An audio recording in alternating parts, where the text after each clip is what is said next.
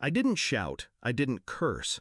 I just stared at the numbers glowing on my phone screen. $12,000. My card. The message from my bank was almost smug. A charge posted, cleared, and final. When I called my sister, she didn't even sound nervous. It was for the whole family, she said, her voice airy, careless.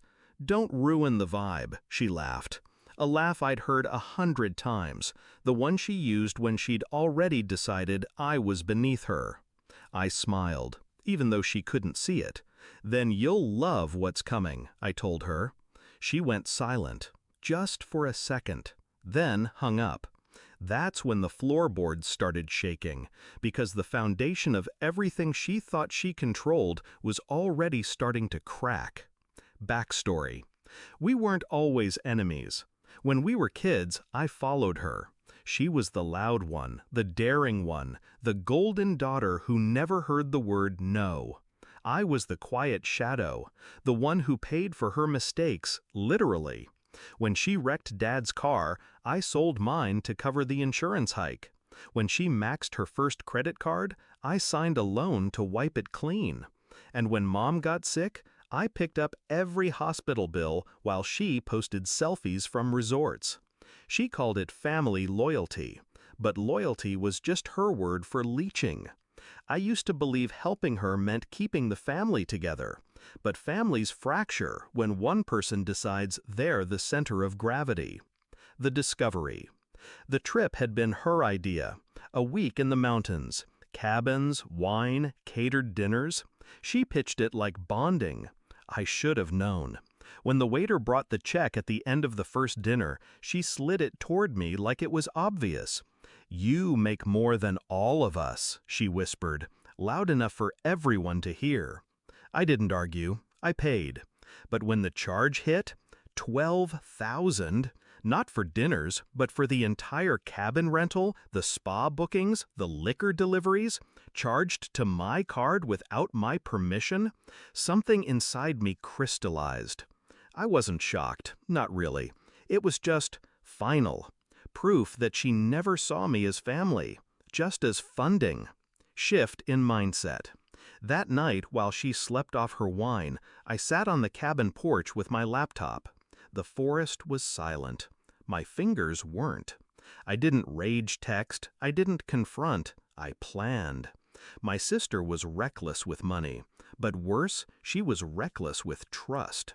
She had a side business, if you could call it that, booking exclusive retreats for friends of friends, taking deposits, canceling last minute, pocketing the difference. Everyone knew. No one said anything. But I had receipts. Emails, screenshots, bank records she'd once begged me to look over. She forgot I don't forget. Execution. Step 1, I collected. Every piece of evidence, every unpaid invoice, every angry message from people she scammed. Step 2, I built a timeline. Patterns, names, numbers, enough to look less like rumor and more like prosecution. Step 3, I sent one email. Not to her, to every client she had ever ghosted, every person who'd lost money. Attached was a neat folder, a roadmap of her lies. I didn't even sign my name. The truth didn't need my voice. Within weeks, the posts began. Angry threads, demands for refunds, screenshots of my files spreading like wildfire.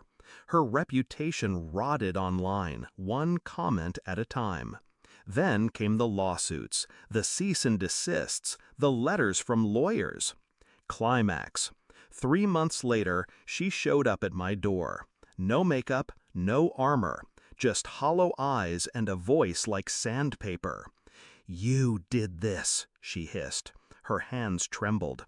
"They're suing me. They froze my accounts. I can't even pay rent." I leaned against the frame, calm, steady. "You charged 12,000 to my card." Her jaw clenched. "It was for the family." I stepped closer, lowered my voice. "Family doesn't hand you the rope and wait for you to hang yourself." She flinched. And for the first time in our lives, she had no comeback. Resolution. She still calls, leaves voicemails, begs me to undo it, to fix what I broke. But I don't respond. I don't need to.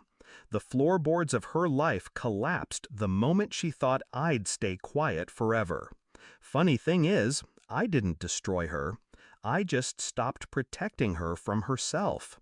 And in that silence, I found peace. Final line. They say blood is thicker than water, but debt always drowns.